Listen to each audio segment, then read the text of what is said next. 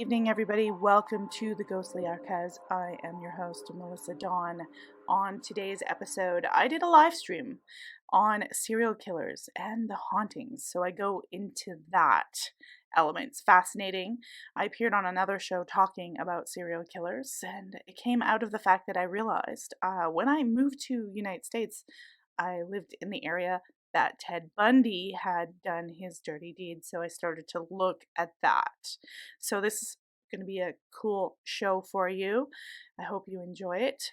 Before I get into the show and present to you my live stream I did last week, please remember to like, subscribe, follow, because it helps the show grow. Also, if you are on a podcast platform right now, please give us a 5-star rating. It helps me grow, it helps me rate, and helps me place in those charts. I really appreciate it. Go to ghostlyarchives.com. All of the information is there. Tons of resources, my podcasts, and all the social media links. I thank you so much. I'm not going to keep you any longer. Let's get into that live stream I did, and I hope to see you guys all of December. I've got a good lineup coming up. Every Tuesday night, we're going to be streaming with some amazing guests. So I'll see you then. What would be the purpose? Why would a serial killer haunt a location? And what locations are haunted? So I've got my little handy dandy screen here. Let's open this one up. We're going to look at infamous serial killer Ted Bundy. He appears to be quite active in his afterlife. And you've got to wonder if there really is an afterlife, if ghosts are really a thing, if these guys aren't hanging around because A, maybe they don't want to meet their maker, maybe they think they are the maker, or maybe B, maybe they've left an imprint. Let's see what these stories say. Okay, so we've got, this article was written by Catherine Ramsland. It's actually an old one from 2012, but it's worth looking at. Now, if you don't know, this guy right here, Ted Bundy, he's infamous for killing at least 30 to 36 women, and they figure it could be in the hundreds. His count is high, and he was brutal and vicious and, snapping bones, biting flesh, biting nipples off, like rape, raping women with foreign objects, strangling them constantly to death, cutting their heads off, slashing their throats, like just a brutal, brutal serial killer.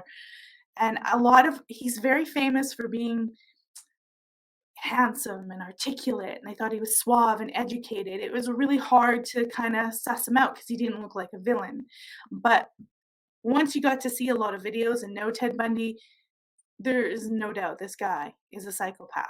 But is he that crazy? Is he that much of a psychopath that he's still haunting locations that he lived in? Let's see.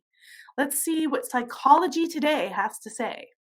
So, when I was researching for haunted crime scenes, I looked at several internet reports about the ghostly visitation of serial killers. I wasn't surprised to see all the claims about sightings of Ted Bundy's ghosts, since even 3 decades after his cross-country murders, he remains the most popular of all the American serial killers. Just before his execution in January of 1989, Bundy confessed to killing at least 30 young women in 7 states and hinted at more. He was educated, charismatic, and charming, and he used every trick he could think of to prevent his execution in the Florida's electric chair. In fact, I'm going to pause here. If you go look at some videos online, he's being interviewed, and you can tell he's totally being manipulative because he's trying to get them to stay his execution, and he's totally lying and trying to make you feel empathy for him, but that's a psychopath. All right, so in 2001, a guard from the Florida State Prison, where Bundy spent his final days, told a reporter that shortly after Bundy was put to death, several guards saw his ghost sitting casually on the electric chair. The guard described Bundy's expression as a knowing smile, as if he knew something important about the afterlife that they didn't. If a guard tried to approach him, he'd disappear. The man telling the story said that there were so many sightings at one point that the warden couldn't find anyone willing to enter the execution chamber alone. Bundy also showed up around his holding cell on death row. To some guards, he'd say, "Well, I beat all of you, didn't I?" Presumably, he meant he'd beaten them to the other side. However, his spirit apparently travels. It's reportedly been seen around the Chi Omega sorority house where he committed the murders that earned him 2 of his death sentences. In addition, he's been spotted on the porch of the building in Tallahassee where he rented a room under a false name. That's in Florida. The Chi Omega is in Florida as well. It was quite a graphic scene. Mediums have claimed to have channeled him. I'm a little skeptical when mediums claim to have channeled someone famous. um, then there are the paranormal incidents in Washington state. Last year, the Puget Sound Trail reported that Bundy shows up there where he'd once attended classes. In what sounds more like a hoax in poor taste, the feature states that the students call him Teddy the Friendly Ghost, as well as Best Dead Friend Forever. That definitely sounds a little. Then they get into the Ouija board. Not going to go over that. So much of his desire to redeem himself. The guard stories, and I agree about this part. The other ones about the Ouija board and Friendly Teddy, that sounds really silly. But the guard stories are intriguing, and I definitely agree there. Reportedly, Bundy was quite overcome when led to his execution. Apparently, he was crying, like I was sobbing the night before in the morning of his execution, which is appropriate considering the horrors that he did to women. But they say one witness had described Bundy as faltering steps, looking out of desperation. Why then would he show up in a place that had so disturbed him? They say to show the guards that he won after all. Bundy's remains were cremated and, at his request, scattered in the mountainous wilderness in Washington state. If his ghost is anywhere, it's probably there, where he'd often sit and gloat over the decomposing bodies. Still, he did like lots of attention. Well, there we have it. Bundy's ghost. I find the one of him in the jail cell at the electric chair a lot more intriguing, just because those were his last moments. And if you know anything about Bundy, it's that he was cold, calculative. People were things. These women were things. He didn't have a care for them. He saw them as a means for him to have his insane pleasure and nothing more, just discardable. And but at the last moment, like I said, he did not want to die, but then neither did those 30 to 100 women, however many it is, neither did they. And so in his last days, he was like crying and just inconsolable, bawling his eyes out.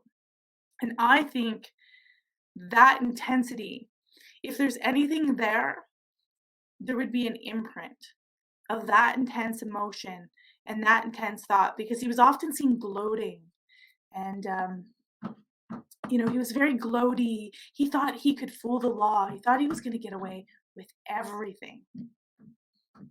He literally thought he was not going to get caught for this. And if you really go and look at Bundy and look at the story of him and his twisted childhood, I won't get into it here, but he was, very clever and manipulative. They keep saying he's intelligent, but if you go and look, he had really actually poor grades in college, but he was manipulative and he was charming and witty. And so he could convince people of a lot, that he was good, that he was wholesome, that he was like this chipper. I mean, he would show up dressed in like tennis shoes, white socks, white shorts, a nice polo shirt, like, hey, and he'd have a sling on his arm and he'd be crying and asking for help. And he'd tell these women, like, can you help me out? And he looked so good, but he was really manipulative. And then he'd get the girls away from where all the people were, and he would end their lives, of course. And in some instances, he was breaking into their house and killing them. So why would a ghost not want to move on? Well, someone like Bundy, when they're doing that kind of killing, they think they are the god. And I don't know about you guys, but I believe we have to answer for, or at least go through the experiences that we made other people go through. And I could see a serial killer not, or that energy not wanting to move on, not wanting to give that power, because he was all about power and control. So if there is this ego called Ted Bundy that's rummaging around and won't leave, the room where he got executed, or he's showing back up. Some people say they show back up at their childhood home or different. We're going to read one about Jeffrey Dahmer in a second. The reason I think they would stay there is the reason that they're killing in the first place. They have a godlike complex where they want to control everything, and there's no way that they're going to give they're not giving that up, and they're not going to meet a maker. And I believe that when you do die, you do have to go through some sort of transition where you kind of have to relive everything you've done and feel how things affected other people. So who knows? I could be wrong, they could be wrong, but I wouldn't chance it, you know. Let's have a look. I'm going to go in here to switch things around. We're going to share our screen, but I want to share it to a different one. We've got a little story about Jeffrey Dahmer, and they talk they talk about a few. So let's go in here. I'm going to let you see what I'm seeing on my screen. This one is from Ghost Hunter, Haunted Rooms of America. So you could probably actually go to some of these locations, maybe even prisons. I don't know about you, but I'm not fond of the idea of staying in a haunted prison. It doesn't, certainly not alone, not overnight. I might visit it, but I wouldn't want to stay overnight. So most of you you may or may not remember who Jeffrey Dahmer is. If you're my age or older, you'll definitely have remembered the story about Jeffrey Dahmer. He was labeled the Milwaukee Cannibal, and his victims were male, young men, young gay men that he would pick up at bars and pubs or clubs or whatever, and he would bring home, and he would do all sorts of hideous things with them and kill them, behead them, try to inject acid into their skulls. He'd put their heads in freezers. He'd keep the bodies around for days. There was like a hideous smell coming out of his apartment. There was even an instance where he had this young 14-year-old boy, and he was going to kill them, and the boy escaped, and he was all half drugged up or something, and he went and got a police officer, and the police officer literally took him back. And Jeffrey Dahmer convinced the police officer that they were having a lover's spat, and he left the 14-year-old with Jeffrey Dahmer, and Jeffrey Dahmer then went and killed him. That's literally how, I don't want to say incompetent, but I think there was a lot of problems going on there where the police didn't want to get involved with a lot of things because they didn't want to be, called homophobic. They didn't want to break up a lover's spat. They weren't sure how to approach it. But this young 14-year-old boy was killed by Jeffrey Dahmer. And eventually he did get caught by the police and went to court. And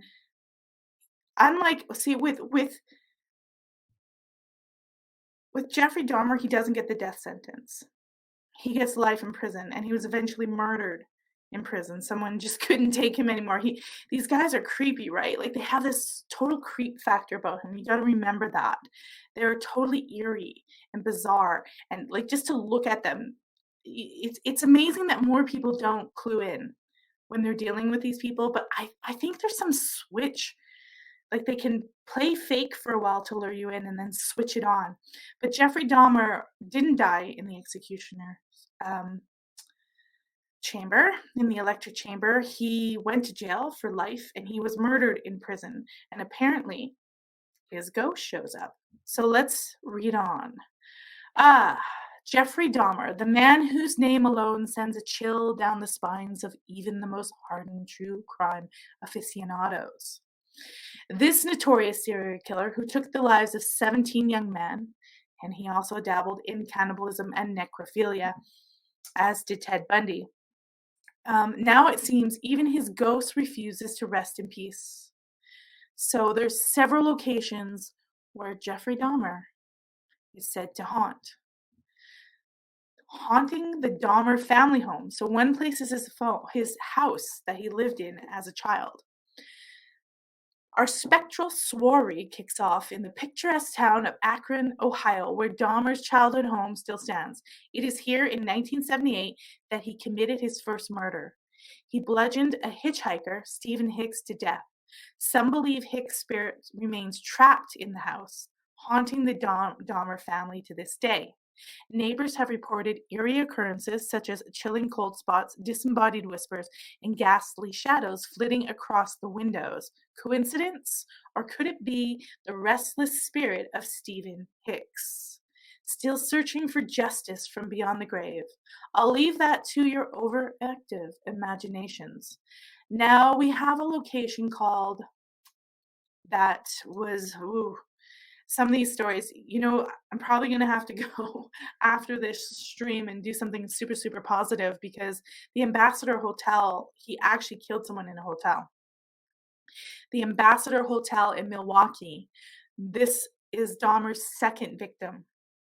And it happened in 1987, where he drugged and strangled Stephen Tuomi in a room that has since become a macabre tourist destination for those who just can't resist the taste of the morbid. And there's a lot of people who are fascinated by serial killers, so they go and seek out these locations. And guests who have dared to spend the night in the infamous room have reported feeling an unnerving presence, as if being watched by an unseen entity. The faucets turn on by themselves, and a chilling laughter echoes through the halls. Is it the ghost of Dahmer himself, delighting in the terror he continues to inflict from beyond the grave? Or perhaps it's the spirit of Tuomi trapped in the internal nightmare. But why would he be laughing maliciously? Unless that's made up, right? Now there's another location, his Dahmer's grandmother's house.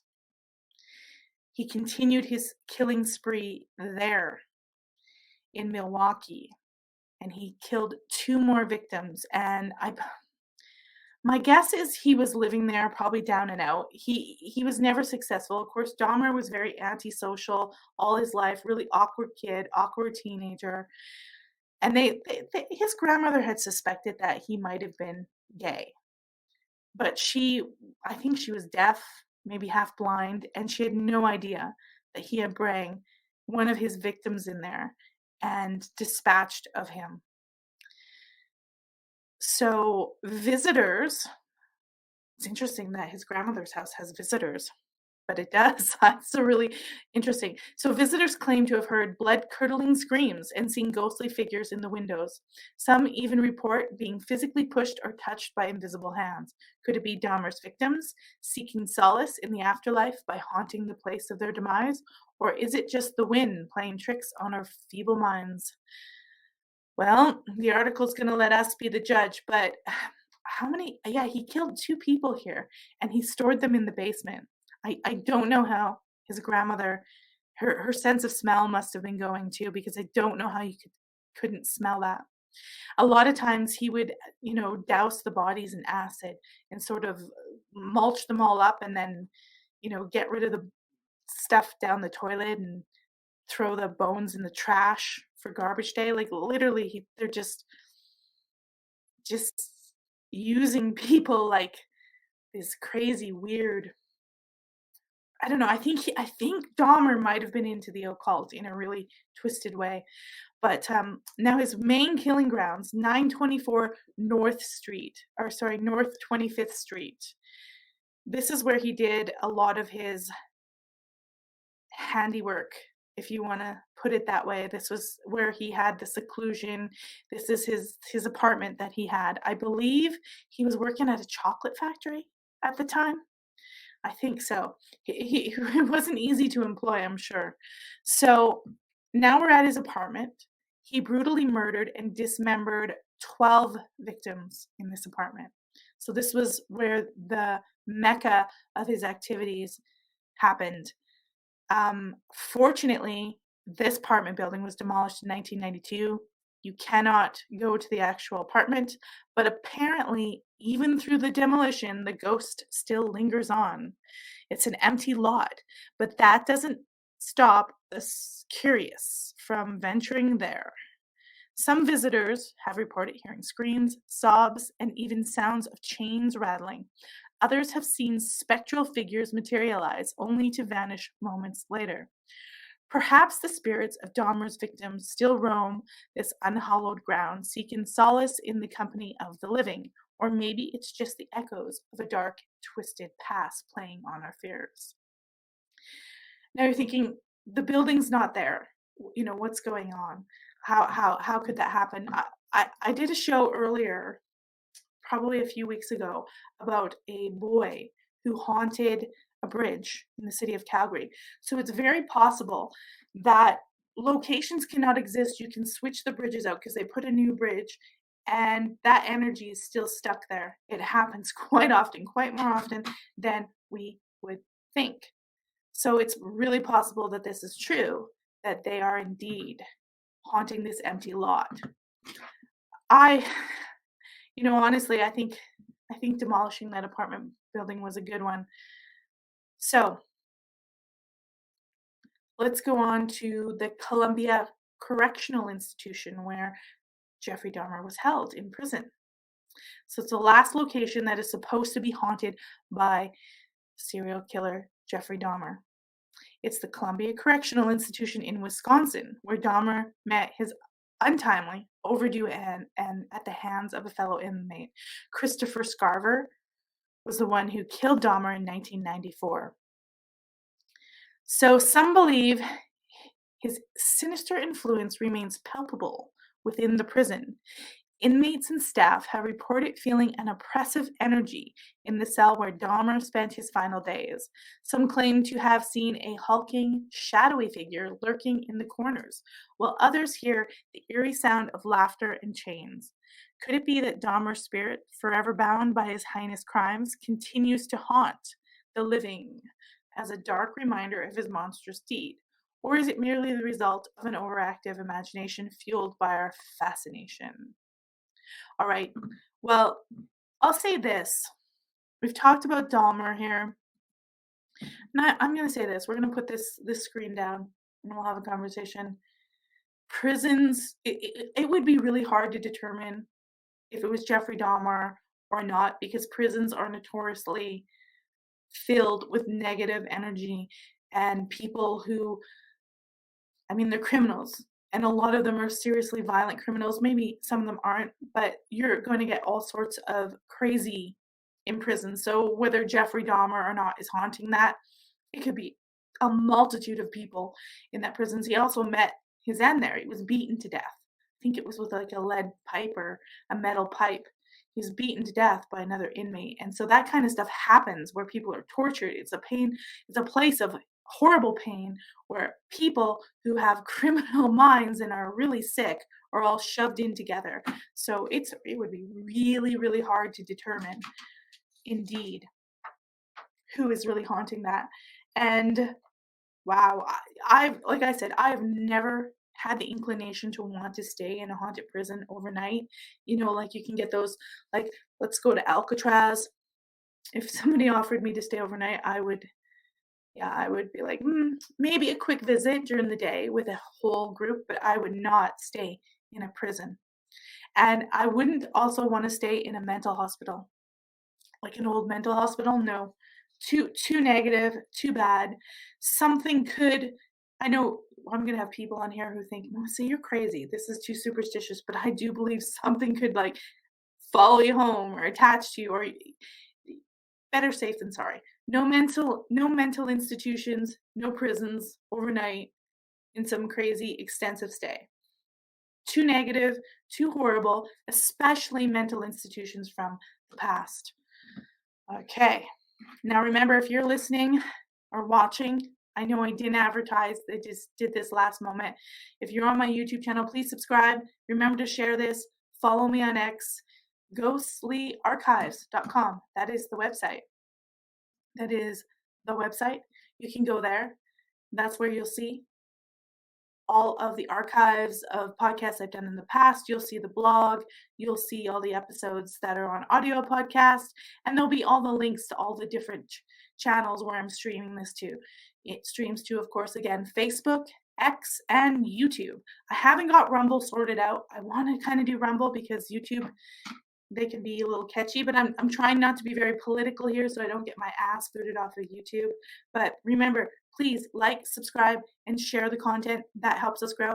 Also, if you are on an audio podcast and you're listening to this, please do go and give us 5-star ratings. That helps the podcast show up, especially on iTunes.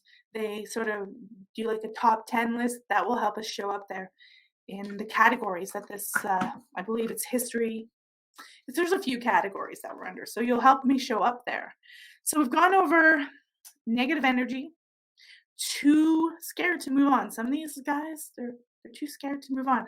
Also, of course, the murder locations and the intensity of what has happened, the trauma of victims. You think you'd hear more. I would always hope that a lot of these victims were able to just move on. But if not, I talked about another, like I said, the bridge ghost, the little boy that haunted there. He was killed by a serial killer who faced a penalty and was executed.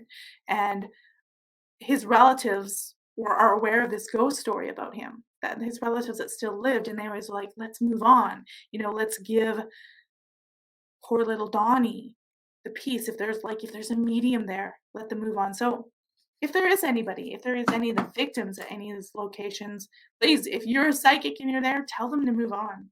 There's no need for anything to keep reliving the horrible and awful. Once is enough. All right, so let's see if we can get another story here. And then I'm gonna talk about some more socioeconomic things. I have researched about serial killers and the Mecca and when the numbers were so huge. And we'll talk about that in a moment. I'm gonna see if we can get another little story here. Apparently Ghost Adventures is really obsessed with Ted Bundy. And yes, let's have a look at this one. So I'm going to share my screen again so you guys can see what I'm seeing. And we're going to have a look at dear Stack Beggins and what he feels. Okay, so let me make sure you can see it. I have to turn this little button on. There we go. And I'm going to turn this follow me website. Now let's go over Ted Bundy and Ghost Adventures. We've already talked about Ted Bundy, but this is a little bit of a different story. They're focusing on when Ted Bundy was being interviewed. He had declared that an entity made him murder. Now, I don't believe that for a second. He was just way too manipulative. And like in the Amityville horror case, the son, Ronald Dale Jr., he used to claim the demons made him do that. I don't buy that. I think that's a psychopath's way of trying to manipulate people. And when they're desperate and they don't want to be executed, they'll use any story. But let's go on and read this because this is interesting. It was written in 2019 by Brady Langman at Esquire. So, Ted Bundy said an entity made him murder. These ghost hunters went searching for it. Let's move on. Here we go. If the last time you watched Travel Channel's Ghost Adventure was before you cut the cable cord, then you probably have vague memories of small household items going bump, said adventurers running away from things and occasional demons shouting through several dimensions. God help us, Ghost Adventures is not that show anymore.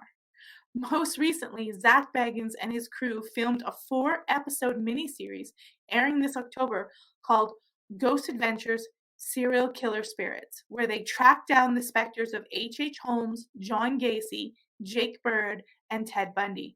It's insane. All of it. So he thinks it's crazy, but there are people have a fascination with this topic of serial killers. So, I mean, if there's an audience, then I have no problem with them talking about it. Okay. So there are new gadgets. Do these cruel experiments where they lock themselves in pitch black closets, baiting the ghosts to come. I have to be honest, I think that's all silly stuff, and I don't watch Ghost Adventures. It's all backed up with research into the serial killers themselves, pointing out how they would often talk about feeling possessed by another entity. It all leads up to what feels like the ghost hunting Super Bowl, which is Ted Bundy Ritual House. And I've never heard of this before, so we're exploring this together. So apparently, on November 8th, 1974, Ted Bundy abducted 17-year-old Deborah Kent at a parking lot in Bountiful, Utah. I live in Utah. I live in the very, very area where Ted Bundy was stalking, so I don't live too far away from there. Bundy later admitted to authorities that he took Kent back to his home, where he kept her for a period of about 24 hours, but no one knows where he actually murdered Kent, only that her remains were found decades later, buried in Fruit Heights, Utah. Locals claim that Bundy killed Kent at the now abandoned house 100 feet away from the parking lot where she was abducted, which also happens to be a known place for satanic rituals in Utah. Wow, Mormon land, that's crazy. Combine that with the fact that Bundy often talked about an entity that would come over him during his crimes. It was enough for Zak Bagans and company to cap their cross-country serial killer ghost hunting trip with a visit to Utah. Woohoo, they've been here several times, actually. So given that this episode starts with a little boy bringing a tree branch to the house's doorstep, pissing on it, and telling Baggins that a demon children live inside would kill him if he went there, it's a hell of a ride. Wow, that's really explicit. So he makes it out alive. So obviously they're not going to kill them. But what happens? Okay, so they interview Zak Bagans, sorry, not Jake. Esquire says, just to start, how did the idea come about to do a series about serial killer spirits and go on a cross-country trip finding them? So Zak Bagans said he had a fascination with serial killers, not because of what he did, but the kind of evil that it brings into the world. And I always say, if you want to know anything about evil, just look at serial killers, because that's evil. At my museum, I collect a lot of serial killer artifacts, but on the paranormal extent, like on Saturday's episode, what got me going, I always see a common thing with these serial killers. It's about them hearing voices in their head and practicing dark rituals. Even Jeffrey Dahmer practiced weird rituals as well, and a lot of them get into devil worship. And now that doesn't mean that everybody who does that is a killer, but it happens. And Bagans says, when you start dabbling in that kind of stuff and you start honoring that kind of stuff, it can kind of possess you and drive you to commit murders. Well, I'm going to stop there and say, okay, well, I want to stop there and say my opinion is that that's the perfect story for a serial killer to distance themselves from it and not take responsibility for their own actions. I don't necessarily agree, but I think it can heighten their already sick serial killer mentality. So Zak goes on to say he abducted Deborah Kent at a school in Utah because he took her to the abandoned house, and Ted Bundy even admitted that he did have Deborah Kent for a period of time before she was murdered. So there's speculation that he may have taken her to this abandoned house that was already known for rituals, devil rituals. All right, so Esquire goes on to say, well, that's what I found really interesting with this episode, the journalism to it. I mean, you dig up that Bundy has actual quotes where he describes being under the influence of another entity. One thing that you guys have to know about Bundy is he was also drinking heavily. So was Dahmer. A lot of these guys weren't just under the demonic possession. I'm going to say that right now. They were drunk. So Zak believes in possession, and he thinks with the serial killers and Ted Bundy stating that he's heard voices, he can't ignore the fact that he may have practiced some form of devil worshiping. I don't think he did. Like I said, I think he was drunk, and I think this is just when he was being we've already talked about Bundy. When Bundy was almost at his execution, like the night before, he was trying to convince anybody to get a stay, and a stay basically means that they'll put off the execution. And he had so many stays and had put it off for 8 or 9 years before he was executed, and he was going for another one. So this is why these guys use things like demonic possession. And even though I like to collect ghost stories, I have to point this out, that this is a manipulation tactic by a psychopath, because this is definitely, Zak may believe this, but I'm going to be critical of this because I know that Bundy's main objective was to put off as long as he could and buy himself some more time, because he had he was going to be executed, and he was. And he fried in that electric chair. All right. He thinks this house is a portal to hell. Maybe I'll have to find it and see. So here's some pictures of Zach and going up to the house, got their gas mask on. I'm not sure why. Maybe it was during the pandemic. I don't know. They want to know how Zach came across the house. So someone basically told him about it, about the house in Utah. I'm gonna have to find that out. And Esquire also goes on to ask, it seems like you theorize that this house was a site for devil worship, and then Bundy might have been called to it after he abducted Deborah. Zach says, the information that I was giving is that this house has been used for those rituals. So that's all he knows. So if it's that case, we went in there and we were able to measure the center of that devil circle on a concrete surface. There's no electricity to the house, and yet we're receiving extremely high electromagnetic field readings on the center of the circle, which we cannot explain. So there is some type of, he calls it a portal. There's electromagnetic frequency, basically. In my belief, based on scientific readings and the evidence we collected and things that we all felt. So he thinks there's a portal. There's high electromagnetic frequency, basically. So as soon as they felt the energy from the center of that circle in the house where there's some kind of drawing, maybe it's a pentagram or something, I don't know, stereotypical, he had to kneel down for a moment. He could feel it. So he does believe there's something there, or the house is a gateway. Wow. So Zach says, what else is he going to say? A little kid taking a huge piece of tree and laying it there, and what would appear to be, he started to urinate on it. And then we went over there just unannounced, and I asked the mother if I could talk to her kid. Thankfully, she let me. And I mean, did you hear what the kid was saying? I was expecting him to just be like, yeah, I took a tree over there and I want to mess with you guys, but then he just got talking about all these spirits. Very strange. I'm wondering if they paid the kid or it's legit. So Esquire then says, I mean it. Like you said, very clear the influence the house had on you guys, but what you felt there, was that different in any way from anywhere else? He's saying it was a grave evil, straight up evil. People are going to go to a doorway of hell. Okay, that's a fact. So when you go there, you have no essence of time out on the outside world. It was just as dark as you can imagine, very foreboding. You're just waiting for something bad to happen. Squire then goes on to say, what do you think was at the house? The episode seems to suggest it was demons. Zach says, I don't know, I can't say for a fact on anything. I would hope that the victim, isn't trapped there. I know we captured some voices. We got some voices. And I mean, that would be an awful thing to know that she was trapped there in this web of demons. So I would really hope not, but we did capture interesting voices. Squire asks, was any part of you that thought some remnant of Bundy's spirit would be there? Yes, Zach says, but I couldn't tell you exactly if it was Ted Bundy, but there was an evil presence there. At times, it felt like I could feel him there, but at the same time, we were trying to contact him. Good Lord, I don't know why you would try to contact Ted Bundy. All I know is that we encountered pure evil. So then Esquire says, stay safe, man. Okay, so basically what they've done is they've gone to this sort of demon house where they don't know for sure. They think he's gone, and they think that Ted Bundy tried to murder one of the victims that was here in Bountiful, Utah.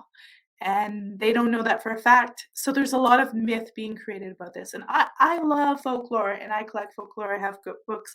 I have tons of books in storage still in Canada that I'm going to bring up here. But sometimes you have to recognize when something's a lot of, projection from society onto location. I think this location might be it. Because we have no idea if she was murdered there. He might have gone there. And I've heard the tapes where he was talking about being with her for 24 hours. And he actually said half of that she was probably alive. And then the other half she wasn't. And he was doing stuff and discarding of her body. So if indeed they did go to this house, then maybe there's something there. But there's also a lot of projection going on here where they, you know, it's a TV show. They've got to make it spooky. I had a friend who was doing some camera work for an HBO documentary in Catalina, Spain, and he had inquired about wanting to get funding for a paranormal documentary because he was interested in the topic, and he was talking to producers and stuff while he was helping them film, and they literally told him that in order to get any funding or anyone to be considering anything, he had to have a really good premise for a show, and they had to guarantee that a ghost would manifest. Now that, to me, that's basically saying, like, make it happen. So I think a lot of these shows, and the same with Ghost Adventure, is, there's a myth about a building and they kind of have to make it happen. And this idea that they're demon possessed, it's not impossible. But if Jeffrey Dahmer was demon possessed, he was demon possessed very young. Because if you go and look at, sorry, not Jeffrey Dahmer, but Ted Bundy, he was demon possessed from a very young age. Because when you go and look at his story, he's exhibiting weird behaviors like 3 and 4, 5 years old. He's like lining knives up on his aunt's bed to point at her. And she wakes up and there's all these knives he's pointing at her. He had likely had obsessions with, hurting pets, and he was always very distant and aloof. And there was a whole bunch of trauma right from the childhood. You can, if that's happening, I think it's happening right from early on, not necessarily at a house. There's a lot of those myths with it, whether it's Aleister Crowley, whether it's some occultist that, they did this big portal at a building and everyone is like, ooh, if I ever find out where that house is, I'll go check it out and film it for you guys and then put it on the stream. We'll see. But it's also, that poor young girl, it took them decades to find her remains, and her family had to live through such terror. That's the one thing we forget a lot, is the terror that the families have to live through, and they never get over it. It rips families right apart. They're never over all this horrible stuff that happens to their children, and you can never undo that. And even though someone like Jeffrey Dahmer is now dead, and you've got Ted Bundy, who was executed, you can't undo the horrific stuff that they've done. And I think that's why a lot of these places, a lot of these locations have these bad energies, because it's been imprinted in there. And I think when you interact that with people coming in and trying to film in their own beliefs and their own projections, I think this is why you get these voices and these weird demonic feelings, because it's not only a site where something bad could happen, but now it's also an infamous site where people are coming and projecting their own thoughts and their own energies on it. And that's all mixing together.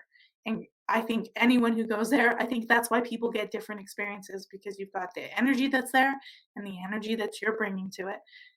And it makes for a lot of myth and a lot of folklore, with it I'm fascinated about. I can totally understand why people are really fascinated about serial killers. I can totally get why, they want to know. They want to know why. People want to know why. Why would you torture someone and take their life? Like, and there's something very inhuman about them that we can't understand. It really scares us because, look, go look at Bundy. Whenever I think about him, his target was attractive brunettes with long hair parted in the middle. Good thing I'm in Utah now and not in Utah in 1974, right? Because you could be a target for these crazy people. I would have been packing myself. If I knew some psychopath was out there, I'd have been packing a gun. That would be the end of the story. There would be no not having a weapon in my house. That would be it. But remember, when we're talking about these serial killers, I'm going to pull something. This is the last thing. We're not going to do any more articles on the serial killers. What we are going to do, I'm going to show you some stats. But when we're talking about serial killers, especially in the 70s and 80s, a lot of younger people, and I might have some young people out in the audience there, you're not going to realize things were so different then. And let's take a look let's take a look here. I'm going to share my screen again. I want to show you guys some really interesting data about serial killers because they're actually becoming a rarity. The numbers are decreasing. You're not going to believe this. Here we go. Take a look at this. I've got my theories, and they've got their theories. So look at here. I'm going to put my cursor over here. This is the 1950s. It's really quite low. But you see in the 1960s, 251. Then you go to the 1970s, you got 670. I think that's victims. Or is that serial killers? It goes way up in the 1980s, and then it's still high in the 1990s, but it starts lowering. And then by the 2000s, you've got it dropping to 430 deaths from serial killers. And then in 2010, it's 201. It goes down. It's actually going down. So they have the theory. So let's read their numbers. America remains fascinated with its serial killers, yet in recent years, serial killings have plummeted. One scholarly study found that the number of active serial killers dwindled from 198 in 1987. That's like the peak. That's like right here. I think that's victims, 823 victims. So there was 198 serial killers in 1987, the largest number on record. And now we only have 12 in 2018. So it's literally hardly any. And I remember being a kid in the 80s. And I think this is why we have this helicopter parenting now. People are terrified because when you see this increase, now it's going down. And so serial killers aren't much of a thing, but there's a couple of things that was going on here. There was the Cultural Revolution and there was a sexual revolution. And I believe that is why you had a mass increase. A lot of things culturally were happening. Pornography was being pushed. You've got a lot of serial killer movies. There's a lot of crazy stuff that wasn't. Look at the 1950s. It's a lot, like there was 90 deaths from serial killers. They existed, but it wasn't exorbitant. And as technology rises, and as we go through this social revolution and cultural revolution with the sexual revolution, I don't think it was civil rights revolution. I think it's sexual revolution, really. And young girls participating and being on their own, you see this spike. And they're saying, well, okay, so that might explain that, but why is it going down? Well, it's harder to get away with serial murder. That's what they're saying. And I think that's true. We have cell phones, there's DNA stuff, there's forensics, there's cameras everywhere. We still get serial killers, but it's nowhere near the 1980s and 1990s. But it created this fear. Like nobody lets their kids play outside anymore. Nobody, we helicopter parents. Like when I had my child, you had to go for play dates. You didn't let your kids run around the neighborhood. People had grown up with this idea that it's too dangerous. And I think this graph right here kind of shows you why, because these serial killers aren't just targeting women, they're targeting children too. Most serial killers are men. There are a few women, but most of them are men. And they mostly target women. Easy to access, weaker women, weaker than them. There are some, obviously, like Jeffrey Dahmer, who target males because they're gay, and they are psychopaths who are gay, unfortunately. So they're saying basically, like, we have cell phones, we have forensics, the techniques to solve it are bigger. So like what happened to them? Do they just go away? I think we'll put this there. I'm gonna tie this up and for the night, and you guys can leave what you think. Leave what you think in the comments of why this decline. I think it's shifted. So I think there's a lot of cults online. I think things have shifted to something different and more predatory online. I think we see actually more child trafficking, and I think you'd be surprised how many people are just engaged with the internet, and there is more feminization of men. So, I mean, that's, I guess, a good thing if they're not killing people. But I think they're right that there is more technology, there is more cameras, people have cell phones, so it's not as easy to just get someone out in the middle of nowhere. We're also more aware. We are more protective of our children, but there's a shift. There's a lot more cults out there, and there's a lot of people who are caught up obsessively with the internet. And a lot of young men are playing video games. It's totally different. The whole plethora has changed. Now, I want to end this by saying, yeah, the majority of serial killers are men, but that does not mean men are bad, horrible people. Because you get a couple hundred serial killers, you think, "Oh, well, that's not very many." You have, say you're here, like we're here in Utah, and they had 10 women be murdered. It's not 10 men going out murdering, it's one guy. One guy can kill if he's not stopped. He can kill, 30, 40, 50 women. So it's not that there's, that men are all killing people. It's that we have these really extreme men with mental health problems that are doing most of the murder. And there's very few of them compared to the whole population. So we can't just start saying, oh, men are evil, because this is a rarity and it's declining. We also have to thank the fact that even though we don't kind of like globalization and we don't, we want to protect our identity, the fact now is that police stations and sheriff's offices and FBI, they communicate better. There's like a database that they can share, and they can catch these guys faster, and they can track them by, GPS. They're much easier to track. It's much harder to be a serial killer. But I'm still like, where did that energy go? Like they've got to put it somewhere. And I think it's going online. But I think also that effect of that cultural revolution has normalized. And so there's less intense, like, a lot of those serial killers were born, 1940s, 1950s, and for whatever reason, maybe they were legitimate, maybe there was problems, but we've come to a point in our society where those aren't big issues anymore, where people don't get affected as much psychologically if they have a single parent, or you know what I mean? Things have been naturalized, and we also have better parenting techniques, I hope. There are a rise of, though, and I talked about this with my husband, mass shootings. And I think that's kind of taking over, where you're not getting a serial killer who's going after woman. You're getting people with a weird psychosis that are going after mass shootings. You've seen a whole bunch of trans mass shootings happen. I'm not going to list them out just in case YouTube has a tiffy, but you're seeing mass shootings where they don't go and target a whole bunch of people. They just plan it and they do it all in one fell swoop. And I think that's going to be something that, and it has nothing to do with the gun. I'm totally for gun rights. It has nothing to do with the gun. It has to do with mental health issues and another problem that we have in our countries. So I think that's where the energy is shifting to.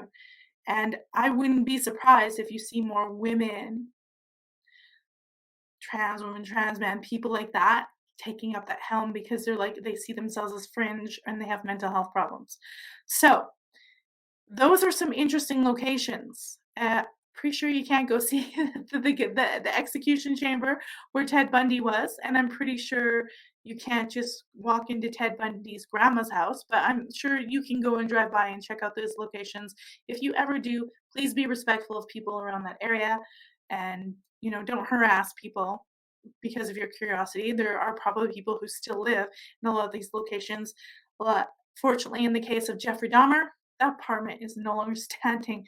And yeah, I can see why. Horrific crimes. So we covered basically today two of the biggest serial killers in American history, Jeffrey Dahmer and Ted Bundy. They were horrific. And of course, they are the most famous ones. We got a Netflix series about them out and all that stuff. Now, I want to remind you guys, we're going to be streaming with a guest every Tuesday of December. December 5th, I've got an exorcist coming. He's a retired exorcist priest. He worked with Ed and Lorraine Warren. His name is Ed Schultz. He will be here. Let me check that time. I don't want to give you guys the wrong time because then that would be, yeah. He's gonna be here at 8 PM Eastern, 6 PM Mountain Time. Ed Schultz, so that's December 5th. December 12th, Jen Doral. She is a historian, a paranormal historian, we'll call her that, but she works at a historic site, and she's gonna be talking about time slips or time loops in terms of paranormal. So I can't wait to see what she says about that. She will be here Tuesday, December 12th at 9 p.m. Eastern, 7 Mountain Time, and December the 19th, another Tuesday. I'm trying to do this on Tuesday so you know where to find me and you show up. Especially on the YouTube channel. I haven't been podcasting for a long time. I stopped my old podcast, but I want to try to get you guys coming on Tuesdays. Emily Manshouse is here on December the 19th. She is fantastic. 8 p.m. Eastern, 6 p.m. Mountain Time. She's a paranormal radio host, a paranormal investigator, and a conspiracy theorist extraordinaire. So she's going to be talking. We'll see. It's going to be something paranormal. And I think she's got a lot of EVPs and stuff that she'd like to present. So thank you very much for joining. I haven't really, this was totally last minute. So I apologize that I didn't give a lot of people a lot of time. So not a lot of interaction, and it's late. I think I'll do more of these late night streams. So if you know anybody who's bored and it's late at night, send them over to this channel. Please remember to subscribe, like, and share, and give us 5-star ratings. And I will see you next time on the Ghostly Archive with some amazing guests. Be sure to join me there, guys. Here we go. Let's sign out. See you later.